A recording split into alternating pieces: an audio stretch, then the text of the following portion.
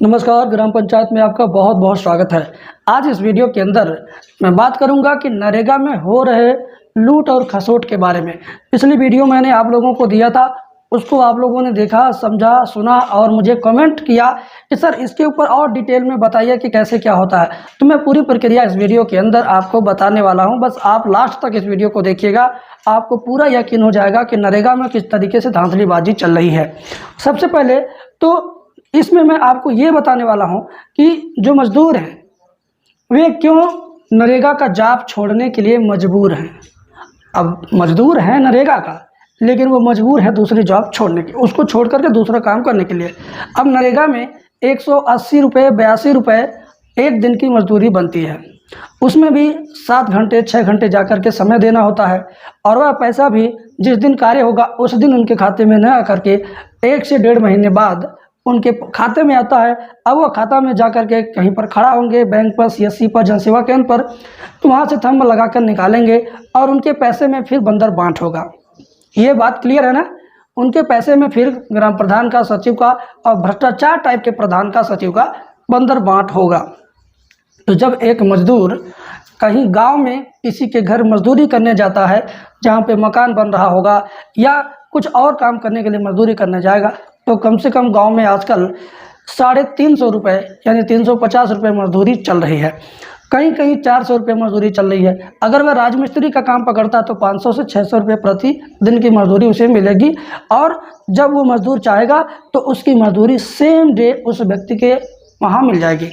Same day नहीं मिल करके 3 दिन 4 दिन 7 दिन 1 सप्ताह के अंदर वो अपनी मजदूरी पाता रहेगा। तो मुझे आप ये बताइए कि नरेगा में मजदूरी करेंगे तो 182 रुपये, 185, 190 रुपये मिलेंगे और पेमेंट मिलेगा 1.5 महीने बाद।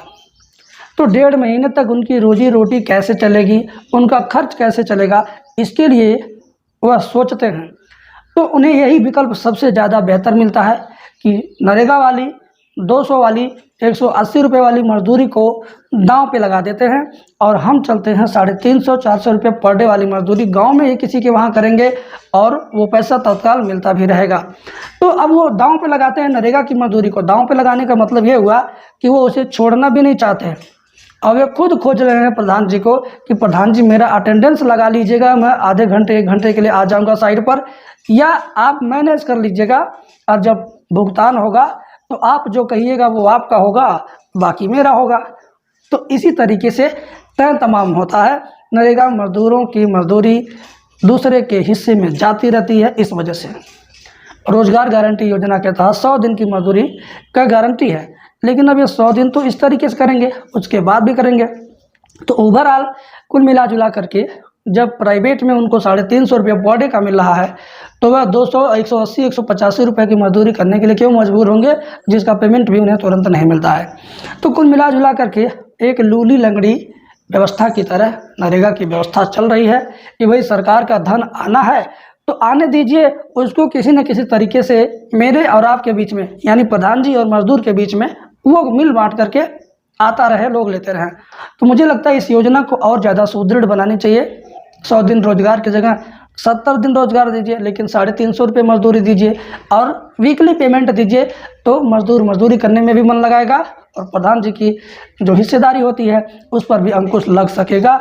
और काम का हर आधे घंटे का एक छोटा सा 20-25 सेकंड का या 1 मिनट का वीडियो रिकॉर्डिंग अपने ऐप्स पर अपलोड करवाएं, ताकि इससे ये होगा कि हर घंटे हर आधे घंटे पर जब एक वीडियो रिकॉर्डिंग 10 मिनट के नहीं 20 सेकंड 15 सेकंड की वीडियो रिकॉर्डिंग अगर हर एक साइड का सर्वर पर अपलोड होता रहे तो मुझे लगता है कि कोई भी मजदूर ये हिम्मत बिल्कुल नहीं कर पाएगा कि वह साइड छोड़ करके कहीं और जाए, और न ही प्रधान और ग्राम सचिव इस तरह का खेल खेलने के लिए कोई रास्ता निकालेंगे। तो कुल मिला जुला करके नरेगा योजना, नरेगा का जो सिस्टम है बेहतर है, लेकिन अब उसे और ज़्यादा इम्प्रूव करने की ज़रूरत है, उसको और ज़्यादा सुधारने की ज़रूरत है। क्योंकि जब मैच करे, जैसे थंब मैच करता है तो पेमेंट आता है, वैसी तरह से उनका जब फेस मैच करेगा काम करते हुए तब जा कर के मजदूरी उनके अकाउंट में क्रेडिट हो। तो इस तरीके का इस तरीके का सिस्टम बिल्कुल बना सकते हैं। सॉफ्टवेयर इंजीनियर किस लिए हैं, वे चाहें जब वो फेस लॉक बना सकते हैं कि इंसान का चेहरा जैसे ही देखता है मोबाइल का लॉक ओपन हो जाता है, जिसमें 1 सेकंड लगते हैं केवल, उससे भी कम टाइम में हो जाता है। तो जब इस तरीके से हर साल उनका फेस अपडेट हो, जिस तरीके से विधवा पेंशन, वृद्धा पेंशन, विकलांग पेंशन लोग पाते हैं, तो हर साल उनको जीवित रहने का प्रमाण पत्र देना होता है। तो ठीक उसी तरीके से हर साल उनके चेहरे का एक बार क्या कहते हैं बायोमेट्रिक होता रहे, ताकि उनका चेहरा अपडेट होता रहे और सिस्टम उसको तुरंत देख करके मैच करेगा। जब वो काम करते समय, मजदूरी करते समय मैचिंग होगी, तब जा करके उधर उनका पेमेंट उनके अकाउंट में क्रेडिट हो। तो इस तरीके का सॉफ्टवेयर इंजीनियर अगर चाहें तो वो व्यवस्था बना सकते हैं, लेकिन उन्हें कौन कहे, उनके ऊपर के अधिकारी के दिमाग में जब ये योजना, जब ये आइडिया आएगा, तब ना वो जा करके अपने इंजीनियर से कहेंगे कि आप लोग इस तरीके का सॉफ्टवेयर डेवलप कीजिए, इस तरीके का ऐप डेवलप कीजिए और आप बनाइए। तो कुल मिला जुला करके जब तक बॉटम से लेकर के टॉप तक आधुनिक युग के अधिकारी कर्मचारी नहीं रहेंगे, तब तक व्यवस्थाओं को सुधारना थोड़ा सा विलंब वाला कार्य होगा, लेकिन विलंब से होगा। तो आज की वीडियो में इतना ही, फिर मिलेंगे अगली वीडियो में, कुछ और बातें करेंगे।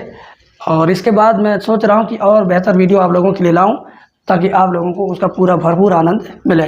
अब ये आनंद की तो बात है नहीं, फिर भी आपके काम की बात, आपके आनंद की बात हो सकती है। ठीक है, बहुत बहुत शुक्रिया इस वीडियो को देखने के लिए। मिलते हैं अगली वीडियो में। Thank you.